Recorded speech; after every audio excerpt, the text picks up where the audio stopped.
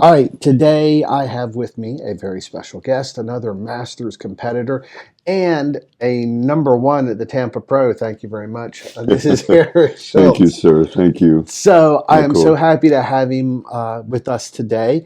There's a couple other athletes that I want to talk to as well, but when you're at the shows, we meet the same people a lot, and it's great to connect with them. And Eric Mhm. and I connected on social media. So are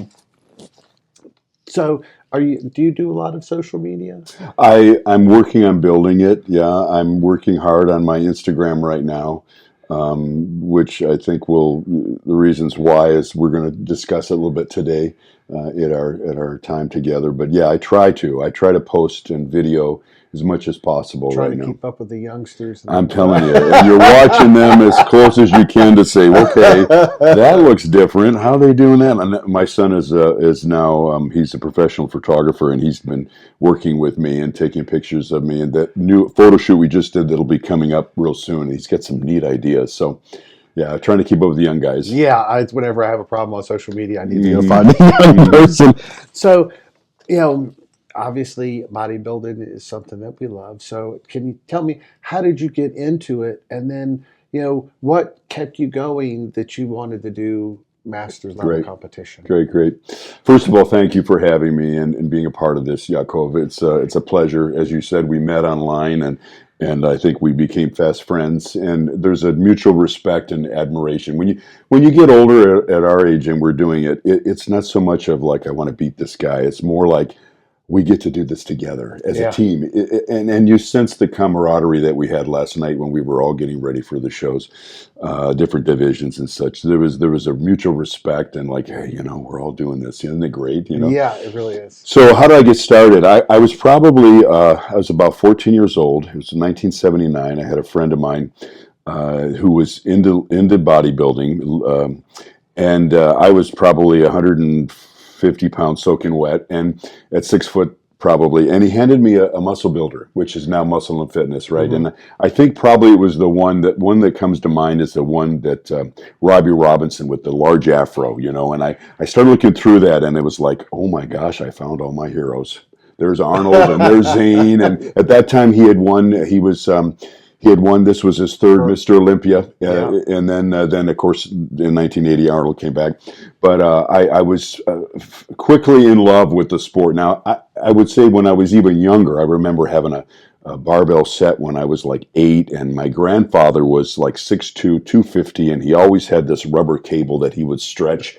And he would talk about being powerful. That was the word he always used. You got to be strong. You got to be powerful. And so I admired him so much, and he became my hero when I was young.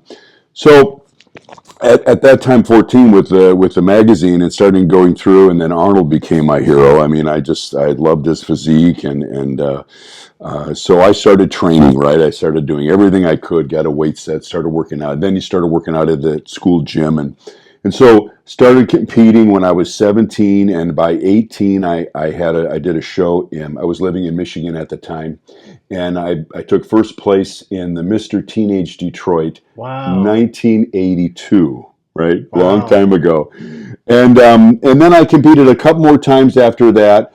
Got married young, and I started to focus on my family and started to focus on my business and my kids. And my wife was not too keen on me getting on stage in a little pair of bikinis at that time, right?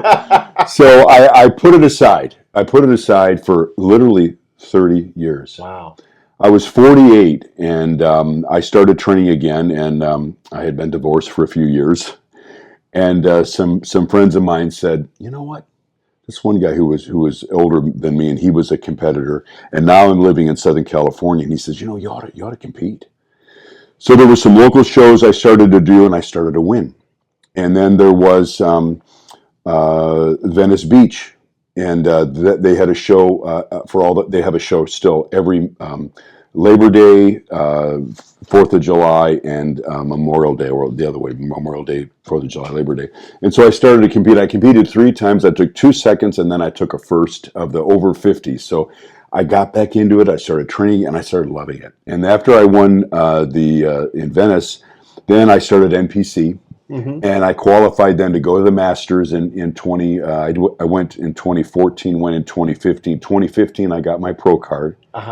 And then in 2016 was the first year of the inaugural Classic Physique. LA was the show. It was the first one. Danny Hester was competing in that one, and I got to be in that show with him. So for those of you who don't know, Danny Hester was the first Mr. Physique Olympia. Yeah. It was classic. Classic, yeah. And so that was, then I competed in the Classic. I got away from the Physique. I competed in the Classic because I got my pro card in Physique, but I wanted to compete in Classic. So I competed in that for a number of times, a number of years. But it was still so new and so young that there were no Masters divisions. So here I am, 50 years old plus, competing against guys that are in their late 20s, 30s. Some may be close to 40.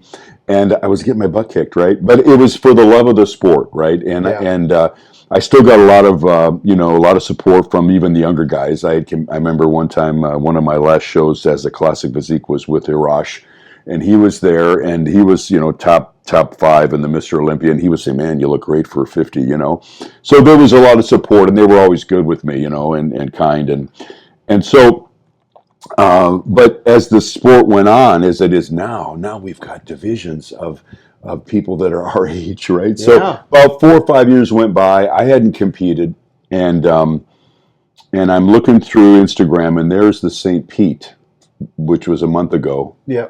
And there it was, and it said 60 plus Physique, and I look at my wife. I said, "What do you think?" She says, "Go for it." So now I feel like it's now a level playing field, right? If you want to go younger and you want to do the 5-year increments younger to really test your mettle, you can, but you don't have to. And I chose not to. I stayed in this because of course it costs every division you compete in another a registration fee. So I thought, well, let me just see how I do. It's been 4 or 5 years since I competed. Let me see how I do in the St. Pete 60 plus, and I took second. But the goal was with my coaches. I'm very happy with my coach. Can I give him a shout out? Wally, you can go to my Instagram and you can see I tag him all the time. Erick Schultz, IFBB Pro, ERICK, IFBB Pro.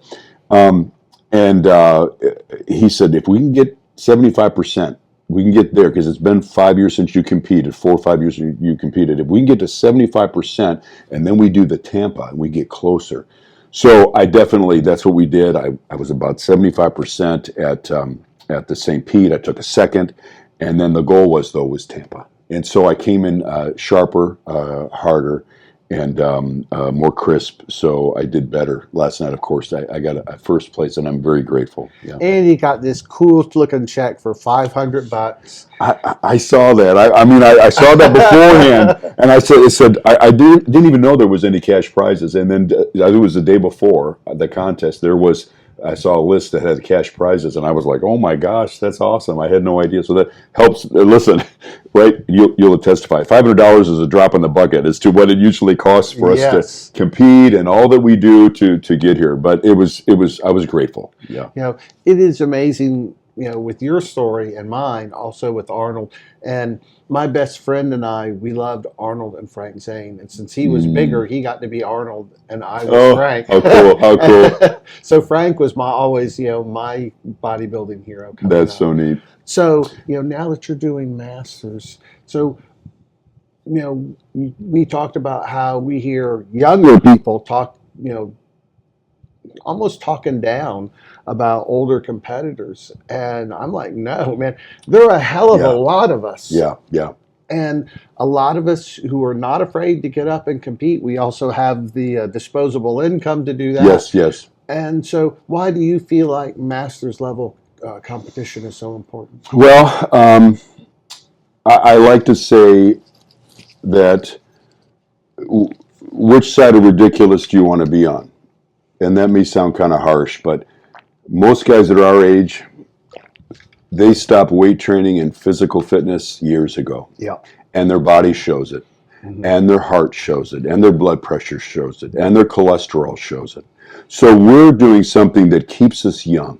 and keeps us alive and keeps us feeling youthful. Yeah. When you feel youthful, you think more youthful. When I'm in the gym and I'm in good shape and I'm training with guys, you know, for me, and I want to do this real quick. Shout out to Samir Banud. He's a close friend of mine, and he's also was very encouraging. I just wanted to make sure I said that. Hey, Samir, appreciate you, brother. But for me, my goal is to inspire the young guys, because guys see us, right? Yeah. Some guys say, why do you do that? You know, but when you see them in the gym and they see you, they have total respect for you. They go, oh my gosh, what do they say? I hope I look like you when I'm your age, right? So many times. All the so time. many times. And I say, you can. They say, well, how do I do that? I said, don't stop. Yeah. Right? Just keep going. And so my goal is to inspire the young guys who are interested in fitness to see, once your sport, so let's say in high school, is over with, you're not baseball or football or basketball anymore, and you use weight training and lifting as a tool for your sport. Now turn it into your sport. Yeah. And even you may never step on stage. That's a whole nother level. I call it testing your mettle. I like to test my mettle against other competitors with judges. But either you're going to inspire young guys to keep going, or you're going to inspire older guys. Hey, don't stop, brother. Because once you stop, it's like, they say the average the average age of men after they retire, within 5 to 7 years, a lot of them are dead.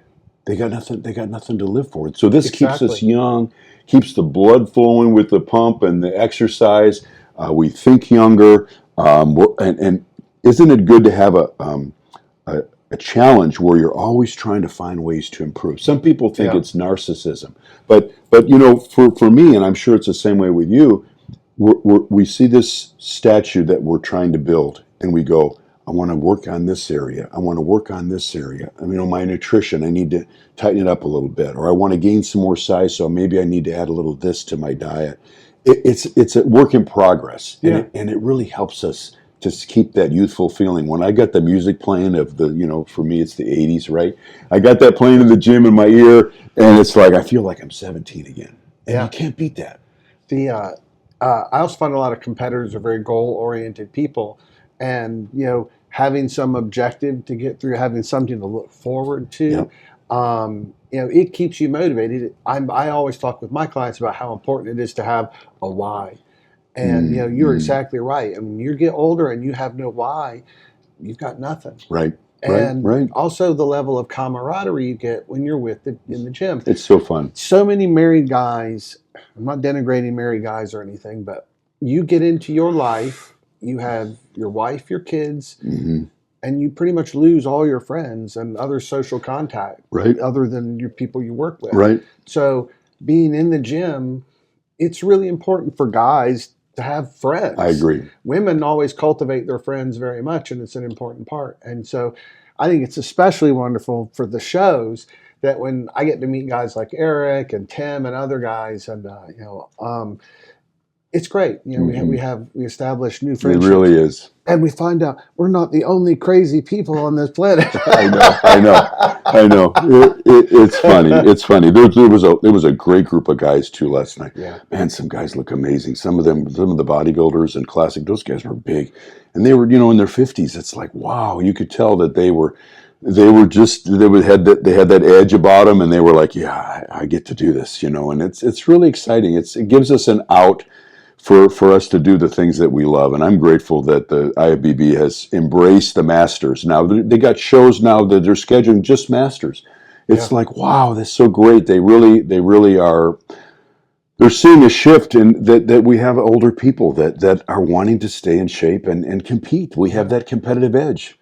So speaking about the future, what are your future plans as far as competition and like for your physique? What are you going to be focusing on between now? That's a great question. I've been thinking about it ever since probably the last couple of weeks, because I knew this was coming because the goal was St. Pete, and then the goal was to do Tampa, and then I thought, okay, that will be it for a while, and because it is a lot. I have my own business, and then I also work for another company. I work part-time for another company, and keeps me very active. And of course, training, which I was training 6 days a week, and I was working with my coach every couple days, and a new, macro, what I'm eating, and make alterations as we go. It's very intense, right? And you're married, you know.